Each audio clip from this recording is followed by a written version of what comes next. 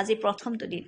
ৰাজ্যৰ অন্য প্ৰান্তৰ নিচিনাকৈ শিৱসাগৰতো আজি গৰু বিহুৰ আনন্দ আৰু উল্লাস দেখিবলৈ পোৱা যায় জিলাখনৰ ঐতিহাসিক থানামুখত 1000 ঘৰ মানুহ একত্ৰিত হৈ পূৰ্বৰ পৰম্পৰা ৰক্ষা কৰি মাহ হালধিৰে গৰু গা ধুৱাই অসমীয়া সংস্কৃতি ধৰি ৰখাৰ প্ৰয়াস কৰে